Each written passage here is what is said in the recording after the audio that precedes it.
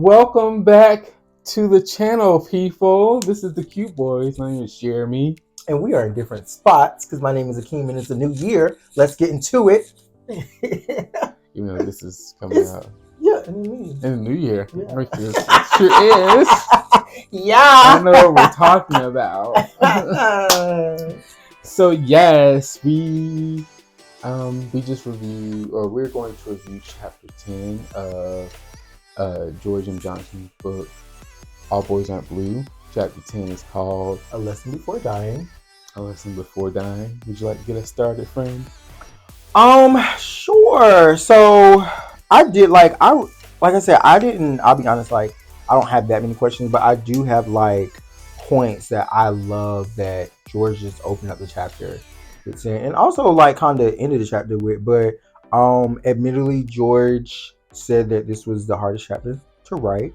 But it was also the most important. And mainly because what George said was there is no quote unquote happy ending to this particular chapter. And there's no solution to like this thing that he's talking about in that moment they are talking about.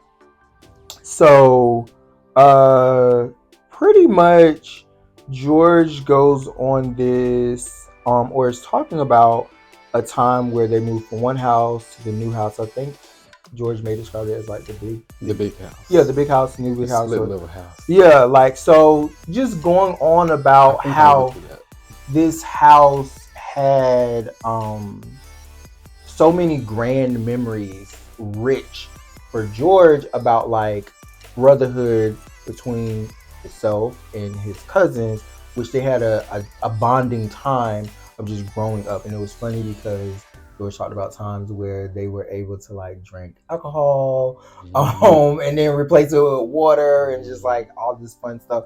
And then also talked about like puberty. And you know, they got a pube hair is like, oh, that's like you're a man. You're about to be a man. Like up you're mature, you're grown. And then there was a scene that George described where they were talking about Nanny had called one of the other cousins for help. And the cousin kind of like freaked out and was like, everybody's grandma, like, why you dressed like this? You need to put some clothes on. You just got everything out. Which that was funny. And then George kind of like, you know, still helped and was like, you know, this is the norm for George and their brother because they're always around, or they were around more than the other cousins. So George was used to it. And so yeah, and then Nanny said a line. Did I write this down? I know Nanny said a line about, oh, you might have to wipe my ass one day, which was funny, but it was also like a telltale sign of like, quote unquote, the times or what could be or what's to come. Just with the work with, you know, taking care of our elders as they, as we all age. Right. And it's that cycle of life. Sometimes, you know, they start out with diapers and they end up. Yeah. We start off because we are also included in that whole scenario. Yeah. But yeah. Oh, so it was just, I think I got to the point where how to take care of our elders and like why is that so important? And I think George tapped into that because it's almost like you're trying to give something back or repay something that is just like, how do I ever repay you? Like, because who I am is because of you. You know, the people that I care about the most, or I want to do this for, I want to do something for you because you put so much into me. And it's like you can never. What is the qualification? That's really hard. Quantification. Because when children say stuff like that, I'm like, again, these relationships, these connections aren't transactional. There's nothing that you owe your family for doing what they were supposed to do. Right. You are here because they have you here. Right. Now, in terms of paying it forward, yes. If the space is there and available in terms of the relationship with this family member for you to then go back to take care of them when they need you the most, because sometimes that isn't the case, which is also one of my questions. But Okay. But I was going to say to that point, like you're saying, George also mentioned, or what they learned throughout life, which is doing with Nanny, is like love is unconditional, or is an unconditional thing, which a lot of times, like you said, that the other statements that were in the book kind of made it seem as if it was some things could be transactional, but people use those words all the time. Mm-hmm. But it was like also, unfortunately, like it's not transactional. It shouldn't be transactional. And then but I mean, when you think sometimes it about is. It's but just when you think how about we view love and like it. what Mm-hmm. love means to you, and that's why, oh my God, I think I said it in maybe another episode about a certain song from Kirk Franklin, new album. Oh, yeah, It was yeah, like yeah. the way you're supposed to love me, Mm-hmm. and I, because sometimes like the pain is not even just like what you did. It was just like, wow, you did this to me, and just in general talking about any relationship, Mm-hmm. and it could be a romantic or a familiar relationship. And it's like, I know some people have issues, or myself, daddy issues. What I have in mind of what my father is supposed to be, what I've saw other fathers to be to other Well, I friends know around me, that what it my can family be, member, right, what it can be. And that's the other thing. Like, me and my sister have this conversation all the time, and my family who know, they know whatever. But it's like we have cousins that we're close to, that, and this is from another, I guess you could say, maybe it's going to be on our podcast. You guys will hear about all this and whatever. I don't know the check it out, Sweet timeline. Heat. Yes, check out the timeline. Like, shameless plug, the podcast. Sweet Heat. Yeah, have that like just coming up there. But I said it, I think, on the podcast when I was talking about we're all the villain in somebody's story. Mm-hmm. So the funny thing is, and I mean, I guess if I want to say paint my father as a villain, me and my sister have this moment where we're talking to our cousins, and our cousins are like, "Oh, your uncle, my uncle, our dad is so good," and we're just like, "Oh, he's a great uncle. He's a horrible father." No. It's like, where do we get that from? Like, how do we? Can we get a part of the goodness that you're experiencing? And I hear that a lot. So, with people and their family members, where it's like, I did not have an overall good or positive experience with this person, but other people be like, what are you talking about? This person's great. And it's like, who? Yeah. In what role? Yeah. Oh, okay, not in the role that I need this person. Yeah, not in the capacity I need you to show up in for my life. You're great as an uncle. Mm-hmm. Yeah. In terms of a father. Yeah. Throughout this chapter, and it was very short, like very brief, but it was very poignant, and like it was just I appreciate it because it did talk about a lot of things that we all can relate to, and right, death is one of them. We don't know for ourselves or other people that we care about, but I know George put in there saying like the theme of the book and how the book came out was shaped by the love of his grandmother. And then also talking about this is all about storytelling, like everything, matter. Even, I just did a thing for my family member, my nephew. That's life. It's a part, like my nephew's gonna remember the thing that I just did for him, even though it's small, may not be significant, but he's gonna remember it. And vice versa, I'm gonna remember from my aspect of being an uncle, being there in that moment. And it's all about life, and even explaining what happened when it happened and stuff like that. So it's just like it's a very intricate thing about how we affect each other. And the lesson that George is talking about is leave here with no true regrets. And I guess for some point or for some reason, I like that George put in there true regrets, because there's some things like we might regret, like it's something that's insignificant, but then there are some things where you're just like, I wish. And I know sometimes like space and time just really eliminates the possibility of going back, right? But while we're on this journey now, it's just like, what are some regrettable actions that we would have that we can avoid having if we just take it. Like literally take life by the horns, don't stop and go for the things that we want. And it's like, even like they say, even if you fail, I did it and I tried, and I love the journey of going on and trying to do, versus me sitting and then like 90 and like I supposed to did this, so I could have did this and blah blah blah. So it's just like, I don't know. I think I love that. Like, and I mean, I feel like I've heard it in different ways, but it's something about that where it's just like, because even to this point, I mean, my life is not over. I hope I'm not halfway there. Maybe I'm not a third. Who knows? But it's just like,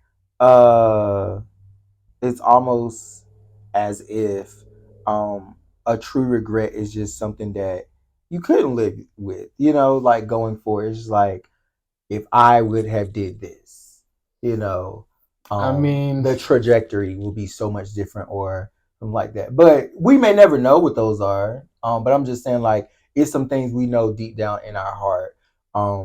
Whether it is talking to someone again, family member, or relationship, whatever, or having space and grace for somebody and something like that, and how that may change your life, or how it may change your life. I mean, like I said, life, career, anything. So, yeah. I mean, in this world we're living in, because everything is so focused on power and access, it causes a lot of people to make decisions that I know a lot of them regret. What I'm doing in my field of work now deals with a lot of people, and I'm not saying that they regret anything, but they've made some very impactful life decisions regarding themselves and other people that put them in a situation where they don't have the flexibility to explore all the possibilities of life, because now you're in a place where someone's telling you what you got when you get up, what you got to eat, where you go, all those things.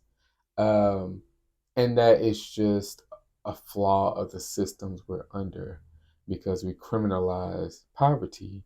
And we also criminalize access, in a sense. Everyone doesn't get the same access, the education, and the ignorance is then praised, because then we say, oh, well, figure it out, or we put all these expectations on people, and then when they do and it's an unsavory action,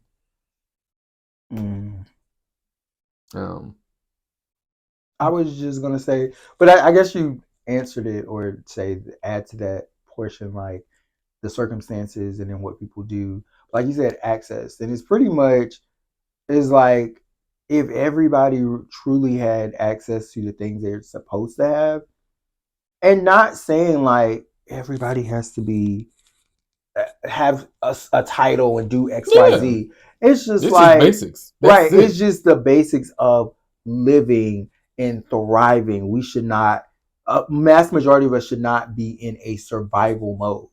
Like, and I feel like, and I'm not, and this is not even like race based. This is just like a lot. Yes, it's like humans are in a survival mode, and it's like, I gotta get. Which personally, even looking at all the things I have, I'm like, I need to start. I don't think I could truly live minimalistic, but it's like some of the things, like, do I need that? But that being the thing, why not have it? I mean, it's things. This world causes us to say, oh, we're not saying that it's not important to like reduce, reuse it, recycle, all that jazz. But it's like, because there's so much going on with how money is managed, I can't even allow myself to enjoy these things because there's a price tag on it. How much time is it taking up? And it's like, yeah. I mean, again, I'm thinking of like things like these boots. When's the last time I wore those? I could sell those. Those rain boots. When's the last time it rained and I said, oh, let me go get my. I mean, I have them too. And it's not a thing of like, oh, I use them all the time. And again, spring cleaning is a thing. Sometimes you I may have need needed them for a lots of season, spring cleaning. and now it's like, oh, I don't need these shoes anymore. I don't need this thing. So but the last thing I will say that George added to, I think, and I guess it's a caveat to the lesson before dying, is George said that they learn, or what they're going to do is, I'm putting energy into the things I can change and praying about the rest. Because that's why I'm at. I am just like, this is what I want. This is my goal. This is what I can do. And if I can't do nothing about it, it's just like I had the conversation with you about stuff I need to do to apply to certain programs. I'm like, I made some steps, and it's Lord, if you can hear me, huh? Like I put in the steps, and it's like, if that is the Lord's will, I'll go down whatever path. But it's just like, I'm making the steps, I'm putting in the effort, match it with my faith, Lord, and let's see where this thing goes. And that's just like one aspect for me, but I'm just like, it's a lot of things where I'm just like, I tried. I truly put in the effort. And again, that's, I'm just like, if like that little video, if the Lord won't do it, it won't get done. No, that's my jam. If God don't do it, okay, it won't get done. If God don't do it, it won't get done. If God won't do it, it won't get done. Honey. It's gonna take a miracle from God. Hallelujah. That's it. Thank you, God. Church on today. Church. Right. Like I said, that's why I do the Serenity Prayer, or my version of the Serenity Prayer. And also why I always, since we mentioned it on our road trip months ago, of showing up and showing out. Because a lot of times that's all we have. As long as you did and put in the effort of actually trying, because a lot of people don't like the word try, so like a lot of people don't like the word want. But when I think of the word try, that means you put in effort for your goal. Whether it was successful or not doesn't matter. The try is the effort. Because people will say, well, it's either you, that's all. Yeah. And if I say I did that, I can be like, all right. I did what I could do. Yeah. So I agree with you there, and knowing that, like, because even what you were saying before of having no true regrets in life, we talked about our 2023 wrap up on our podcast. In the new podcast, Sweet Heat once again. And I shared how 2023 had a very low rating overall for me, just because it was so many challenges. However, what I also said was, I don't regret anything, and I'm also very grateful for all the experiences that I went through this year, despite the difficulty attached to them, because I know I've learned so much, and there's nothing that I would take away, because then I would take away the knowledge that I have to be a better me. Yeah. So, well, some of the things that I wrote down was how we view our mothers versus how we view Black women. And sometimes a lot of people don't intersect those two, even though they are very much two things that our mothers, Black mothers, have to face every day. They are the caretakers. They are the ones that are the rocks of the family. They are the ones that hold us down. They are the ones that raise the children. But outside of their duties or roles as parents, they also have to be out in the world as these people. Yeah. And whatever connotation that the world wants to put on Black women today, from those that are people don't know them at all, to, as we like to talk about with our good sis B, they gonna tear them down. Whew. From the rooter to the tutor. I meant from the way they talk, from the way they look, from the way they walk, from the way they act, what they say, what they don't say, how much they get paid. It's the list goes on and on and on. Like, And we put so much weight on Black women, especially as our mothers and grandmothers, to be everything.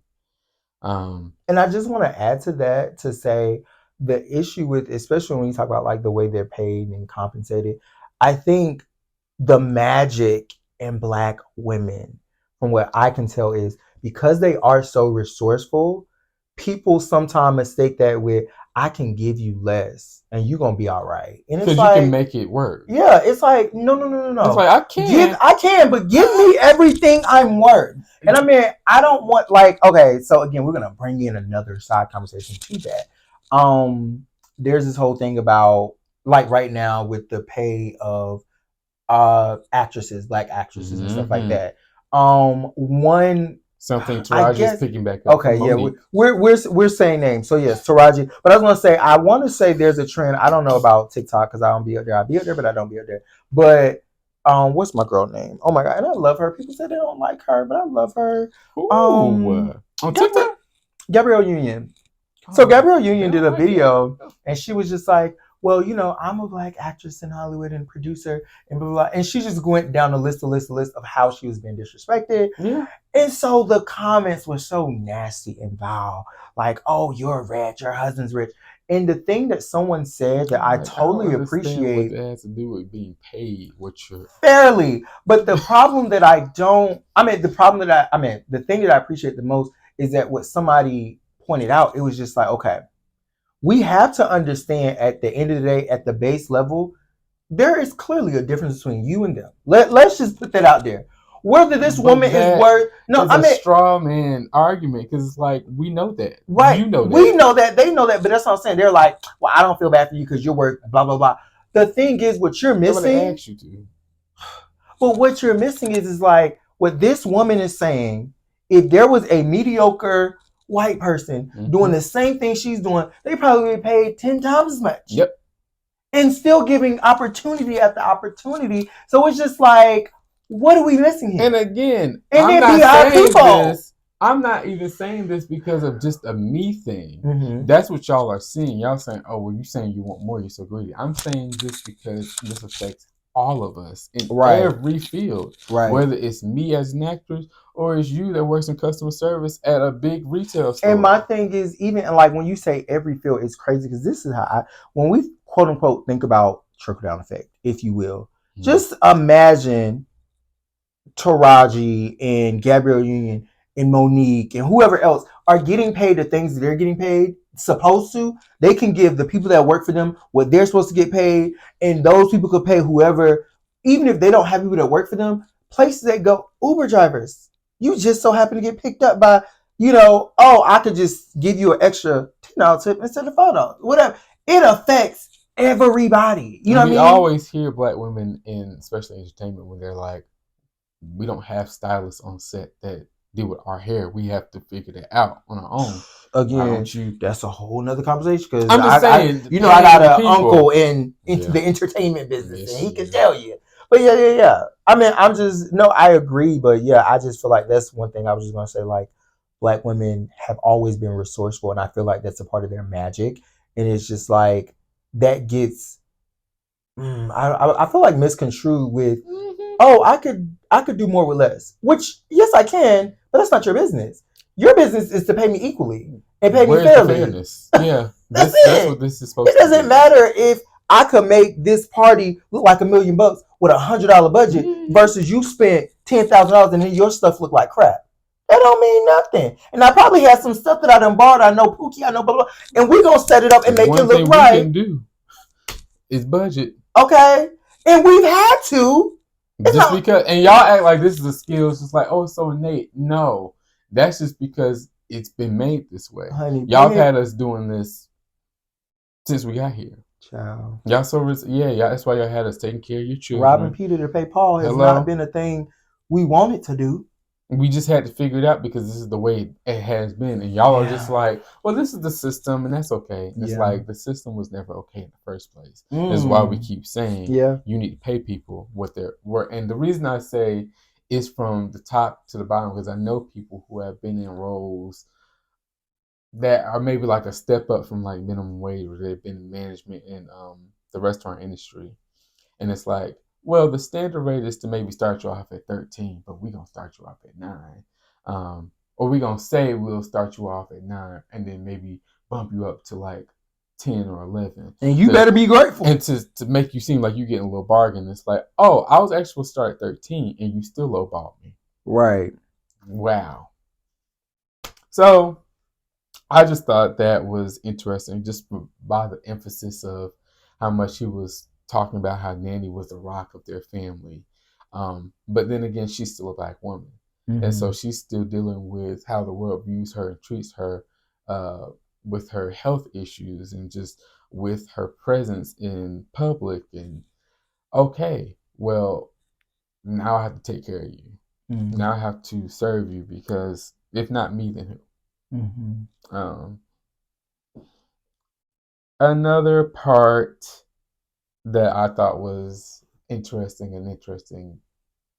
thing to talk about was being a gay child in a traditional Black home. And I know we've kind of talked about that, so it's nothing that we throughout the whole book and throughout the really flesh out. But it's like that's also a point where it's like, in this space that isn't necessarily made to embrace you, how do you then navigate feeling or identity in this space? He got that because he had a family that actually loved and took care of him as he is. But a lot of us do not, where it's like, I love you, but I don't like that. And it's like, oh, do you could love, what they say, you could love the sinner and hate the sinner. That's it. Child. That's it.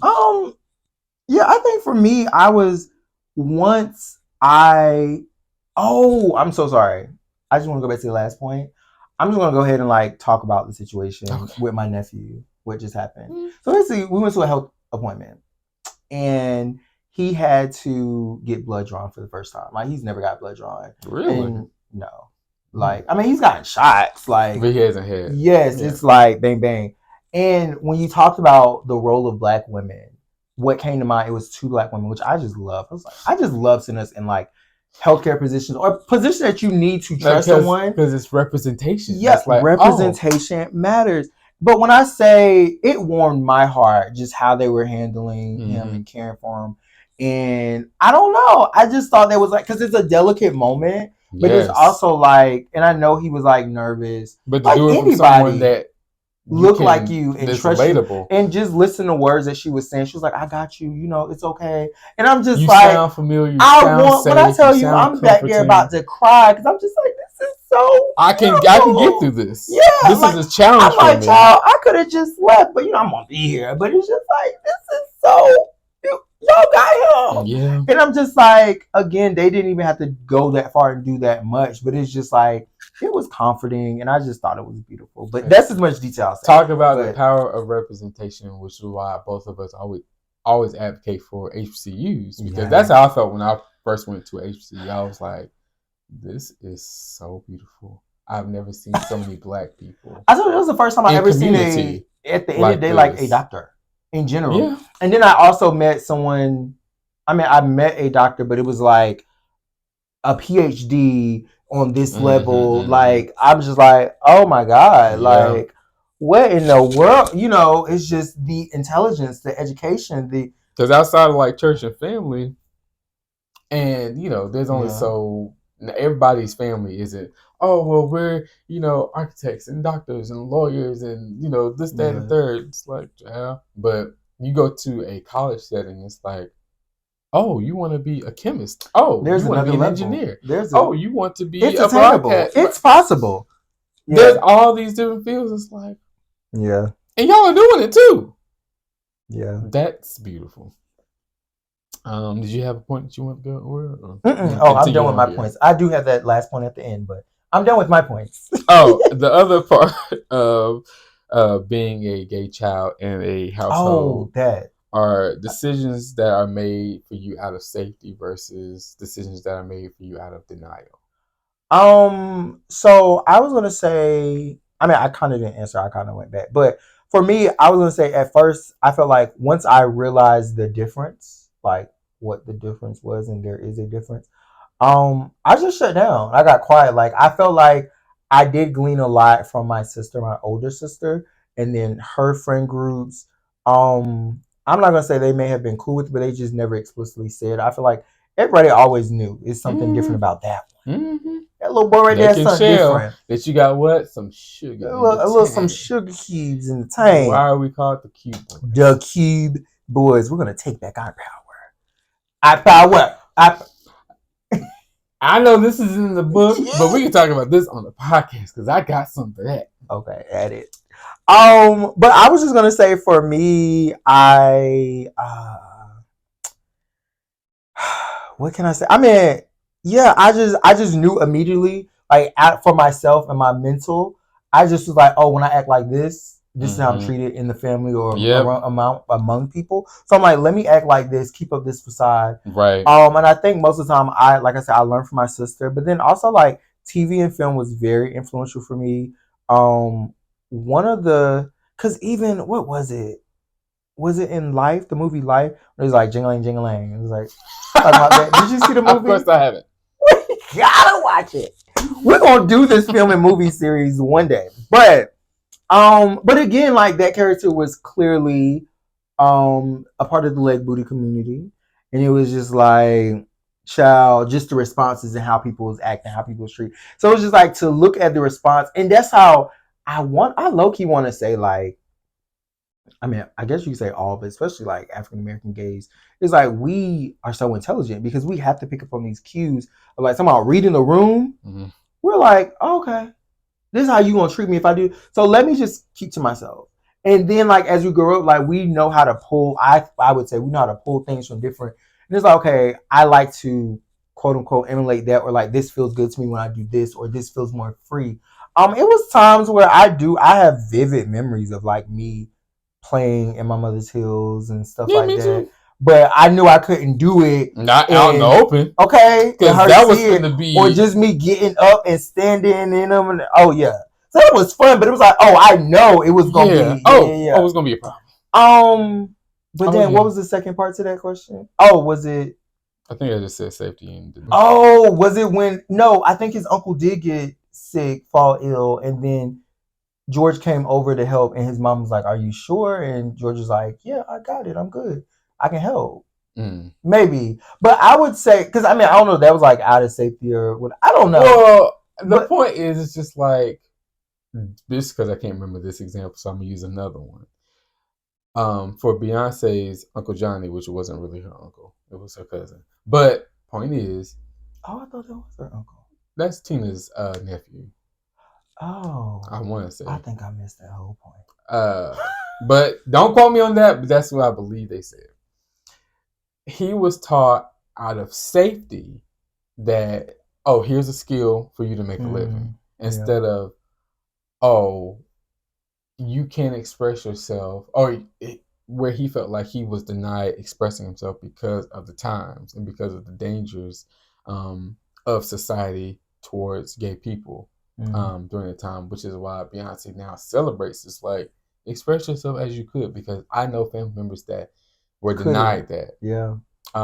Where could he have been had he been able to fully express himself? But then there were also decisions made out of love for his safety to like, okay, this is what you can do, just so that you can have your own and you won't be out here trying to figure out a way to make a living. Yeah. I just thought that was a point I wanted to bring up. If you want to add 2 cents, it's fine. No, I can't really think of, like, because for me, I just feel like, quote unquote, everything was done. I mean, it probably was more so done to like keep me away from gayness, keep the gay away. But at the end of the day, it was just like, even with, I mean, I don't know, because I know it was times where, you know, like my sister couldn't have like a boy over, but you know, she could have little girlfriends over, and then it was never, you can't have a girl over. But then it was cool if I had guy friends, but my mom might. It depends on. But they didn't know, because these guys were really, you know. Oh, they're boys. But they were down. They were down with the get down. They were down for the call. And we had fun. Yes, we did. We had sleepovers and stuff like that. honey. At least you had the freedom, because when I tell you I was so locked up But in it's my inside. own shame, I ain't had no friends. Like I said, I was I just mean, like, that stay plus, away. I don't even know how I got away with it. And I don't want to name drop, but like, it was like 2 people in particular, probably 2 or 3 guys in particular, but we was just down there having fun, just exploring stuff, didn't know stuff. I think these are people that my sister don't even know about. Woo. Wow. Like, she know these She knows them, but she don't know what she all don't know went them on. Yeah. like that. She don't know them in that type of light, in that type of capacity. And yeah. You had fun. You made experiences. I did. And it was just like, wow. So yeah, I mean, and these are, some people was in the church. Of course. Some people, it was a lot of people would be in the church. It was a lot. To get down. Yeah. But They were yeah, the I freakiest ones. definitely be having all them kids. Okay. Ooh, let's not. All right, next point. This is my last point. Just because this is something that I thought of during the chapter, and when you said something. But what do you? Well, let me say this. I've heard other people talk about wanting children just for the fact of having someone to take care of them when they're older. I do not personally agree with that, because I believe once you have a child, that child is an individual, and depending on how well you raise that child is probably going to depend on how well that child takes care of you in your old age. Mm-hmm. Because once again, let's say you do have 4 kids, and it's like, okay, I'm good. And then one day, you go out with your spouse, or their spouse goes out with the kids, and something happens. Boom, and then your whole family's gone. Mm-hmm. What do you do then? Or what do you do if you weren't a great parent and your kids didn't tell you, oh, I actually want what do they call it? No contact with you. Mm-hmm. And it's like, but, or what if it's like, oh, that's cute. I love you, mom, dad, a parent, but I also don't want to take care of you, so I'm put you on your own. Mm-hmm. What do you do then? I feel like having them for that sole purpose is very selfish. Because again, I've heard people say this in person, in real life, and like on social media and stuff. Like, you want kids to take care of you, what? But it's like, you want to make sure. That's a good sentiment, but I want to make sure that I have what I need in place financially to make sure I can take care of that side. So I don't have to put that burden on my child, because it is work. It really is work, and I have thankfully not had to go through that, but I've had family members, Black women, that had to be that rock for someone else. My grandmother had to do that for her sister and her husband, my granddad. And it took a toll. She was like, that's one of the hardest jobs I've ever had to do. My grandmother spent 40 years in social work, dealing with, kids and adults of the like that's just going through living in this country. But one of her hardest jobs was taking care of other people. And so I'm like, now again, that's how I personally feel. I would like you to share your thoughts of what that's like. Of course, and I would definitely be that person to take care of my mom or my dad if push came to shove, I think. But I don't know, because I'm not. Don't quote me on it. Once again, future Jeremy and Jeremy right now are 2 different Jeremys, and I can never speak for future Jeremy. Everyone, because people always ask me like, so what do you think about this? I don't know. Jeremy is constantly changing, evolving, and I will say one thing today. By future Jeremy, tomorrow. There may be another Renaissance. Several. Run. Again. Blue Ivy probably gonna come out with a okay. So I'm just like, listen, I would ideally probably take care of my parents, but then again, well, my mom and then my dad, because only one of them was a parent to me. But yeah, I would like to hear, I guess, what that looks like for you with you having children and with you with your parents, especially in your situation, having a parent that actually was a parent for you, and then a parental figure that maybe didn't hold up that end of the bargain, and kind of with that, how do you feel if anything would have happened and then you would have been faced with the choice, not like the only option, but the choice of could take care of this parent or this individual or not. But that's my last point. So as far as having children, I'm definitely on the fence of like, well, not on the fence. I'm on the side of like, no, I want my children to have full lives. I would prefer if it came down to it, and if my money wasn't long enough to already afford the help that I need, that they would chip in, but it wouldn't be no, oh, we gotta go make sure he has a bath and make sure we clean him up, make sure he's in, well, daughter, you gotta get out your room because now grandpa got to come in your room. Yeah. I don't want it to be any of that. Yeah, I don't ever want it to be like, I prefer for it to be, oh, I'm in this huge mansion on the West Wing, and they could occupy the rest of the house, and they could just come visit me if they like. Come see me every night, at least once a week. Come sit with me for an hour, watch a show. Let's watch a rerun of Insecure. What they always say. Now, this is a side note, and I'm gonna let you finish. But what I've seen, because I've done research on stuff like this, because I'll be like, I'm curious. What they say is the thing that determines a more balanced life in our old age is not so much the children you have, but it's the connections that you form. So you'll be much more fulfilled if you actually have friends rather than children that are not there to take care of you, but they're along the way that you can talk to, that you can, share experience with even still, rather than being like, well, I guess I'll just sit here and wait. There's so many older people that don't have friends, maybe because they lost them or just because they didn't really cultivate any relationships like that. And it's like, it's just good to make that a practice to form bonds with people well into your old age, because it dramatically changes your quality of life to where you're not sitting in a big mansion waiting for someone to then come and see you. You have people that are calling you. Oh yeah, absolutely. I mean, go out. I'm just saying. Yeah, I'm like, if I'm like bedridden, but no, absolutely. Like, or even visit, like visit, or that's what I said. Even if y'all wanted to move in, live your life, and I'm on the West Wing or East Wing or in the other house, y'all come out there. Do what you can when you can. To go visit. Yeah, you just do what you can when you can. But no, I definitely don't want it to be like expectation or a burden of my children. Now, if I would love for them to be like, oh my God, I love you so much, I have to do this. Great. But again, I would be like, let's pay these people that they get paid, they want to do, they have a heart and a passion. Now it's different if I have children and they know how to do it well. Yeah, and it's different if I have like children that are like nurses and CNAs and grandchildren. It's like, oh, okay, I guess I could trust you. But it's like, I prefer to pay somebody. I prefer to pay somebody that went to school for this and want to do it and have a passion.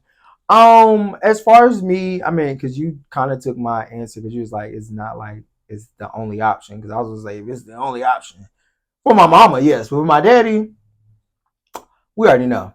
But I can't even pop it loud enough, because for my mama, I'm gonna do what I can. I'm gonna break my back. I'm gonna I will do what I can and have to be done for my mom. For my dad, I'll just say this, and I mean, I don't know if you ever watched this, but this is what he said, and this is just his consciousness eating him up alive, and it is what it is. And it's like, we have time now on this earth. That's the other thing that just blows my mind. But whatever. Hopefully this gets back to him. Who knows? Who cares? But like current role that he's in now with his job, he's just like, well, I have life insurance, and I know I have you and your sister named as beneficiaries because I didn't do anything while I was on this earth. You're still here.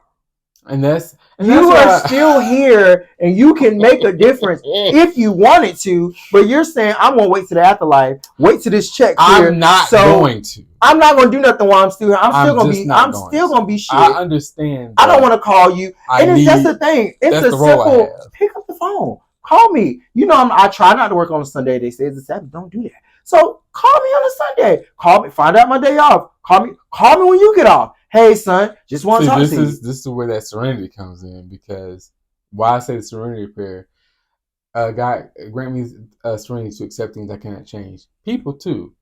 I understand now that my dad does not want to put in effort or even try exactly to form a bond it's with sad you. that you just believe money is gonna just make it all better. I'm still you gonna Money, die. what did Beyonce say? And I'm going to find the quote. And I'm gonna be like, yeah, like she said, time is money, but money can't buy back lost time. Right. So it's just like, okay, I have all this money and I never had my father. Mm-hmm. Wow, thanks. Or Kirk Franklin. It's like Kirk Franklin. Oh, he's rich. But one thing that he said he would give up all of it. He just wanted the love of his father and his mom, his parents, because he didn't have that. When we understand that money just is not the top priority, we can really do a lot here. But it's just like, that should make it better. It's not. So yeah, I mean, like I said, for my mom, therapy. I would do bend over backwards, try to do everything I can. Mm-hmm. For my dad, I'm like, is nobody? Is nobody else? What about those cousins that love him so much? I'm for real. I mean, but and I'm not saying like, oh, that's a shame. No, I feel like these types of conversations are important because people tend to just be like, oh, well, that's your daddy or that's your mom or that's this person. It's like, yeah, but they didn't have to say, well, or they didn't have to face the fact that I'm their child and that, and whatever work you want me to then take up the work that they were supposed to do for me. Right. That's what they're supposed to do as someone that created half of me. And it's like, no, because I know other people that have had other strained relationships with their parents. And it's like, I actually don't see me doing anything for this parent. Now, for my other parent, absolutely. This parent can move in with me and all things, but my mom was just so terrible. She wasn't there, or she used to beat on us like senselessly. I don't want anything to do with her. And we haven't even had. Now, it'd be different because like you said, we are still in the present. Everyone's still here. It'd be different because the reason I would take care of my dad is because my dad has been able to come back to. Now, it's not like he's doing above and beyond, but we've had conversations where he's just like, oh, I know what my duties are, and I know I was not there. And again, it's just, that's like step one. It's like acknowledging. Let's start there. Let the healing begin. Yep. And I mean, I've forgiven, not that I held anything like ill, in any ill will towards my dad. Because not like he does everything perfect. Not like I do everything perfect. He calls here and there. One of my pet peeves about him is he'll always say, "Oh, I'll call you over the weekend. I'll call you this day." He don't call, and I'm like, it's not that I want you to. I just want you to not do what you say you gonna do. Because one of the last conversations I had, I was like, "Oh, you don't have to say that because you're not gonna." I know I'm gonna call. No, you're not. You've been doing this since. How old am I? You do not have to call. You not have to say you're gonna call because you're not gonna call. And that's even the thing about that is like, it's, I guess outside of not doing it is also the fact that like that is even less work, but you just picking up the phone and calling like he said. Yeah. You know what I mean? So now and it's I'm just like I know you're busy. Yeah. I don't, and to be fair, I don't even need to talk to you that much. It'd be cute, sure, but I also know, okay, this is who you are because this is who you've been. Mm-hmm. We don't have to beat around the bush. I know what I can give, but then again, I know what I'm willing to give with what we have. It's fine. So I know those things are different and plays different factors in how we go about getting into that place, but it's all a work in progress. And all we can do is take care of ourselves with what we have and who's around us and who chooses to be around us. Yeah, that's it. That's the main thing. It may hurt, but it just is what it is when some people just tell you the truth. Yeah, I agree. So that was chapter 10. That was chapter 10. What is it called? Lessons Before Dying. From George M. Johnson's All Boys Aren't Blue. All Boys Aren't Blue. So we are excited. If you are listening to this on release day, this is what I wanted to say. In 2 more days, we are going to have the official release of episode 1 of our podcast. That's what I looked up. So that means today is the 12th and the 14th is the day that we're going to release the podcast episode. Woo! Sweet. So go find it on your everywhere you can find a podcast. Well, we're shooting for everywhere. Everywhere. We're shoot for everywhere. Everywhere you can find a podcast. Please go and listen to it, support, stream it, tell a friend, tell a friend, tell a friend. And again, I know we're doing what we're choosing to do, and we're going to give you something new. We're going to give you some good conversation. We want you to be a part of the conversation, sharing your comments and the questions that we have asked each other. Things you think we could talk about and things y'all want us to talk about. And we're excited about this podcast. Any book suggestions? Yes. Book suggestions, everything. Leave it in the comments, but definitely like, comment, subscribe, and share. That share is what's really going to elevate us, and we need you to share. We're going to do it, and we're also asking you, because we're going to do this work, and if you enjoy the work, just like we like to talk about with Beyonce, she don't pay us. We just really enjoy Beyonce. So let us be a Beyonce. Okay. Child. Because I was about to say, if that woman just acknowledged me, I'd be like, oh. The Cube Boys. My name is Jeremy. My name is Akeem. And thank you all for stopping by. See you next time. Peace.